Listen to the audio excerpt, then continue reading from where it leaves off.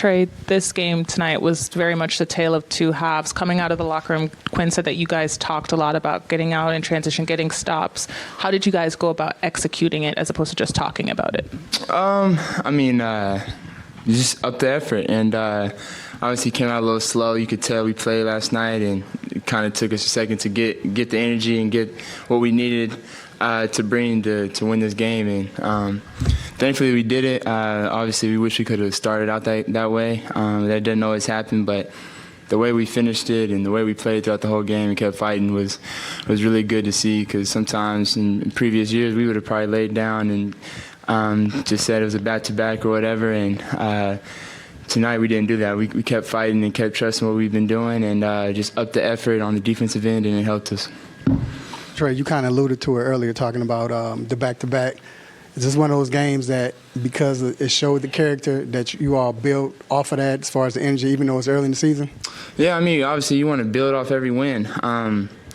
DJ played a hell of a game. DJ is the reason why we won tonight. That third quarter, the way he finished that quarter, I usually finish quarters, but there's no reason. There's no reason for me to go back in the game. DJ's hot, and it was good to see it. We needed him to have it for us to come back and win, and I was just so happy we got the win. Trae, was there something defensively that you saw change in that second half that seemed to work for you guys more? We were setting more screens. They guarded me like I'm shooting 40-50% from three, and they picking me up full court, 3/4 court, and so we just set the screen a little higher, and I was able to get downhill, and I made a couple floaters, hit 1-3, and was able to find some other guys, and but really our defense and DJ carrying us in that third quarter and all the way through the fourth. I think it was a total team effort tonight. Trae, I recently spoke to NBA great Magic Johnson about you and your game, and he spoke about you being one of his favorite players, him loving you on the court as an entertainer, cool, as a three-point shooter, and as a facilitator. We've seen so far this season, maybe not what you wanted to shoot from three-point land, but you've been finding ways to continue to facilitate. Can you talk to me about that part of your game evolving and then having that respect from the greats in the league? Yeah, for me, I know I can bring a lot more than just scoring to the game. I know I can score. I've shown I can score in this league, but I've also shown I can get my teammates involved and kill the defense that way too. So for me, I'm not one-dimensional. So if my shot isn't falling, I can also get everybody involved, and I can, if guys' shots ain't falling, I can go score, and if I need to. And that's going to come. I'm not worried about it. Like I said, I've worked too hard, and I know what I can do. So when I start knocking down shots, it's going to be way better for our team, and it's going to be a lot scarier for our team. But, it's always an honor and a blessing getting that love and recognition from the greats. And I remember seeing Magic at a commercial last summer, and him showing me love there. And it's just really surreal sometimes. But for me, I just want to continue to prove myself right and get our team as far as we can. Trae, was there any conversation on the bench or just in the huddle or anything like that Dejounte was he was a point away from getting a career high? Like, was there any conversation of trying to get him to that point? Nah, man, nah. DJ's like me in a lot of ways now. It ain't about the numbers. It's about wins and losses. So that's why I love DJ. Even though he had 41, nobody was over there talking about it. I remember his 41. He had 40. I think he did it in Portland last year. And he wasn't worried about it then. And so it's really cool to have a teammate like that who's it's all about winning. And I'm glad that he got his shot going tonight, because we're going to need him to keep it going and for us to be where we want to be at the end. Thank you. Yep. What's up, y'all?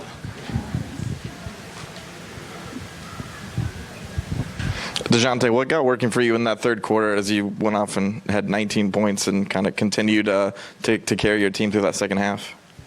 As an individual, I'm trying to, be lead on the defensive end first and foremost. On the offensive end, I'm trying to get my legs underneath myself, and we had a long camp, high intense camp. Just trying to get my body right and get back in the flow of a long 82-game season. But most importantly, just trying to take the challenge each and every night I can to be that leader, that guy to set the tone on defense. And then, offense, like I tell all the guys, we're going to make or miss shots. We can't control that. We got to move on and do the things we can control. control. Dejounte, you one of the most selfless players in the NBA. But when you get hot like that, is it one of those, all right, give me the ball or just go with the flow? Like, how does that work? I mean, I don't know how too much to put it. That's just, who I am. I love the game. I love working. I've always believed in the work going to show no matter who you are, whatever you do in life. How the work you, put in, it's going to show eventually. So, me, it ain't no give me the ball. I believe in my teammates. Even if I hit 2-3 baskets in a row and somebody's open, I believe that guy should get the ball. So that's just who I am, as a man, as a basketball player. You had a huge game on offense, but pretty much shut down the Timberwolves in the second half. How would you evaluate the defensive performance tonight? I mean, it was great. It was a testament, to us as a team. A little adversity hit. They was hot in the first quarter, the first half. Shot 70% from three at one point in time, and the only thing for us is we couldn't put our head down. We came in at halftime and said, it's a game of runs. It's the NBA. Guys is going to come in hot, ready to play, and some guys ain't. And we happen to not be too ready to play, but I ain't going to really say that because they was hitting contested shots at that. So, at the end of the day, it's a game of runs. It's two halves for a reason. And I think we just showed that, we're built for whatever. Dejounte, of course, you're a Seattle guy. A lot of people in the NBA world and just in the basketball world overall look at Seattle natives as being great scorers. Another great scorer from Seattle, Jamal Crawford, he'll be eligible for the NBA Hall of Fame this year.